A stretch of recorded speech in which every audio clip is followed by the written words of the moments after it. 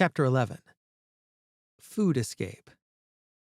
We quietly sat, waiting at the table as Mom made sandwiches for lunch. Tommy was in his baby seat, crying and reaching out for a toy lion that had fallen to the floor. I reached down, picked it up, and gave it to him, and he waved it around, dropped it back on the floor, and looked at me. I reached down again and wedged it between his leg and the side of the baby seat, and he started playing with the lion's face and was content. I ate fast because we were playing tag in the church parking lot before school started for the afternoon, and I flew out the door and back to school. I came up the side of the building, turned the corner, and there it was, the wide open space and the freedom to run. I loved playing tag, and kids were running everywhere. "Who's it?" I yelled to Bush. "Everyone!" he yelled back. It was an advanced game because you were on the other team once tagged, and if you ran off the playground, you were automatically out of the game.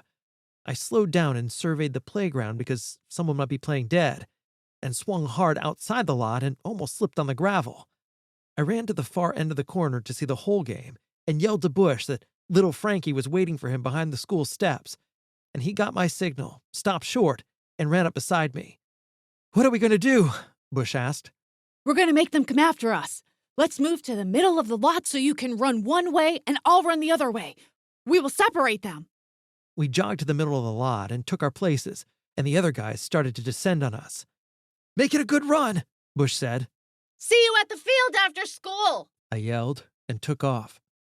The other team had set up a wall and tried to force me to the inside, but it didn't matter because I would zigzag.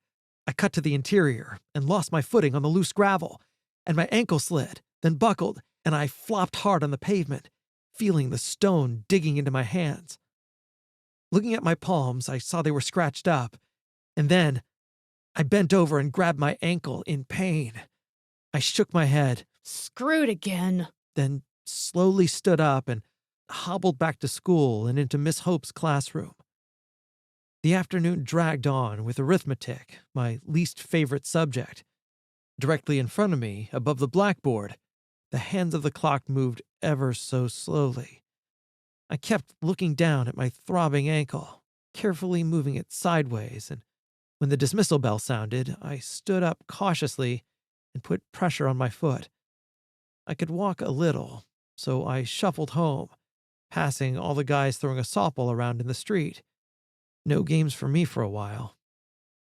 My mom was at the sink washing dishes when I came limping through the kitchen door. "What happened to you?" "Twisted my foot playing tag." "It's a sprain," she said, moving my foot back and forth. "How long will it take to get better?" "Probably just a day or so. Sit on the couch and rest, and study for your exams." My heart sank as I thought about how likely I'd end up grounded for the summer. Would they keep me inside 1 week for every D? What was I going to get for an F? "You know, Mom, some of those classes are pretty hard," I said. "Jimmy, we try to get you to study. But a week for every D? That's a little much, don't you think?" "It's up to your father. Talk to him." "He won't talk to me. He doesn't like me." "That's not true. He loves you and believes you're brilliant. Last week he said you were smarter than a mouse. Now go in the living room and study." I limped into the living room with my English book. Maybe, I thought, they'd let me off the hook if I didn't play outside and tried to get good grades. I opened my book to page 147, and at the top of it read, "The adverb is part of the verb family." Just like the pronoun is part of the noun family, they're all part of the same but separate families, verbs and nouns, probably like our cousins. I wondered about my cousins and looked over at Tommy lying on his back. "Are you reporting to the inspectors?" He giggled as his tiny fingers stretched at me and shook his head sideways, saying no. "That's a good little brother. We must stick together. If we don't, the newspaper inspectors will get us all." Mom yelled from the kitchen. "Jimmy, leave Tommy alone so he can nap and keep studying." I glanced at Tommy. He was starting to move around on his blanket. I had heard a story about a baby dying unexpectedly because the baby turned over and went face down into the blanket and suffocated. I reached down and picked him up, hugged him, and thought, That's not gonna happen to you, little brother. How soon until we eat, Mom? she came to the kitchen doorway with a glass of whiskey. It's only 5 o'clock. Not for an hour. 5 o'clock. It was the same every day, and I hated it. She would be drunk in 20 minutes. My father got home every day at 5:40, so we never saw her sober during the week, and every day he missed it by 20 minutes, which aggravated him. She was a great mom from 3 to 5 in the afternoon, but she became disgusted with her life after 5. We all tried to please Mom, hoping we could pull her out of the deep end with love and good deeds. But nothing we did was good enough for her, and I learned that when it came to my mother's affection, we were no match for the alcohol. Her mood swings conditioned us to be careful, making me sad and mad.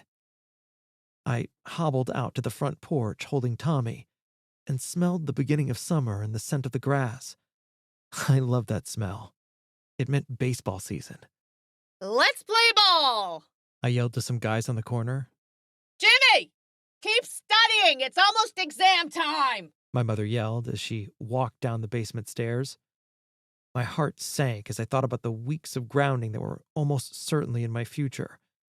I went back into the house, laid Tommy on the couch next to me, and opened my math book. I started reading about quarts adding up like a gallon of ice cream. I glanced over my shoulder at the refrigerator. I looked down at my book and saw that it said that there were 128 ounces in a gallon. Unless there were only a couple of scoops left, nobody would notice 3 or 4 ounces missing out of 128. I looked down at Tommy, who had dozed off in a nap. I then hobbled to the kitchen and pulled out the vanilla ice cream carton, which read, 1/2 gallon, 64 ounces. I might get caught if I ate 2 ounces of ice cream from a half gallon. But when I opened the carton and saw how much was left, I realized that nobody would notice an ounce or two.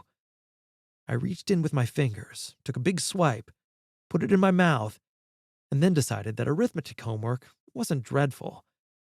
I then heard a thud from the living room, and at the same time, my mother was on her way up the basement steps.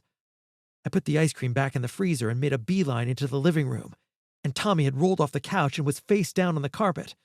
I turned him over and saw his tummy was moving in and out, so at least he was still breathing. I tapped him on his forehead and asked, You in there? You okay?